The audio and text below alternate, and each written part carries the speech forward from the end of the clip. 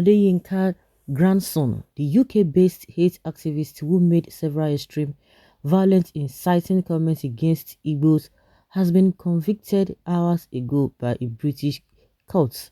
The court convicted Adeyinka of all the 8-count charges. Every rubbish has an end. Hmm. Well, I'm sure a lot of people will be familiar with this Adeyinka grandson. He's based in the UK. He says many things, and a lot of people, at some points, people were really paying attention to what he was saying, but at some point, people began to feel that this guy is not really too okay. He says some things, and you'll be wondering. There was a time too, he was taken to court. I don't know. At the end of the day, he was warned. I think he was warned that all those statements he usually make on social media, that he should stop it. But I don't know whether I really stop it, or they even told him to even stop coming on social media.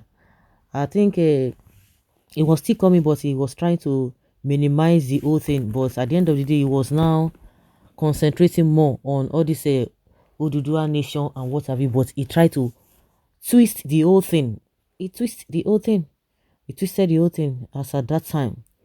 So maybe he has already started again, because like I said, when he was warned for the first time that he should desist from all of those comments, he came back and began to make mouths. I think he tried to digress, but later he went back again. Maybe he went back again with all this with the usual way of doing things. And people, a lot of people are like, "Oh no, this guy must be insane." He was just a depressed man, really. Well, good for him. He blocked me on Twitter when I challenged him. Of course, a lot of people were really following him and challenging him for most of the statements he made. I think one of the statements he made then was that the Igbos in Lagos, that they should be treated somehow, or there should be a massacre or whatever. He forgot he was not in Nigeria. Other countries have laws and they enforce it. He needs to go to jail and sit there and reflect on his hatred. I suppose that's also okay. Oyibo person is not like us. They are being taken care of. They are better than those living freely but in abject poverty. So what is this one trying to say? You think it is a good thing for somebody to go to jail? Is there anything like freedom? Is there anything like a that can be quantified with you having your freedom? He may likely be deported after the prison term. Is that what you think that he's going to enjoy in the prison? So you should be sent to jail in that place, since you feel that it is better. Well, I think you don't even understand the freedom is better than wealth. Regardless of how British prisons appear to be, life bereft of the needed freedom is useless. I don't think he's going to any prison, Joe. He might ask to pay some fine. But if he's asked to pay some fine, irrespective of anything, meaning he's been convicted. Well, because you don't even know the value of freedom of it's all then. When you enter Dubai prison, you will keep mouth shut. You will beg them to send you to Nigeria prison. Like seriously, how can someone choose captive over freedom? You don't even know the value of freedom until it is taken away from you. Somebody saying that say, that one not talk. Are you trying to defend the man that it doesn't matter? Well, I have been there. It is terrible. Believe me. A lot of people are saying, testifying to what they have experienced.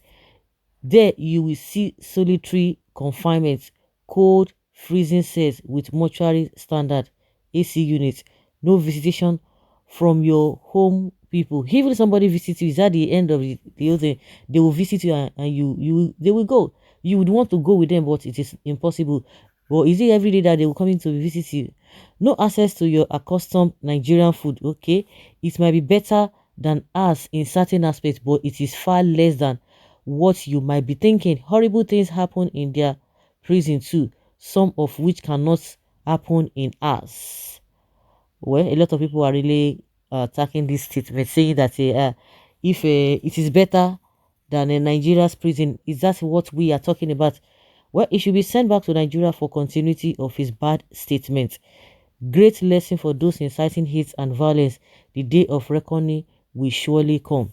Every rubbish has an end. Go and face the prison, wicked and heartless Adeyinka. Good for him. He should be repatriated to his beloved country, Nigeria. We want to see him back here deported. But those ones spoken by that who, well, the man always make a speech against Igbos without knowing that his real biological father is an Igbo man. Let him ask his mother to tell him the truth. Well, different things one will be hearing. The exact conviction, the fellow is irresponsible and filled with hatred. Good, it serves him right. He was constantly insulting Igbo. Sorry for his ignorance. May he rot in jail for all the evil he perpetrated. There's no peace for the wicked. Bubu and his gang can't save him. Prison is prison. If you don't have freedom, you don't have it. If your movement is restricted, it is wahala already. Well, anyways, what is good for the goose is good for the gander. Today is for the Adeyinka son. Tomorrow it will be for other people. If you think or if you know, then you know. Stop celebrating and gloating about his conviction to serve as a jail term. A senior brother of jail term may be awaiting someone in no distant time.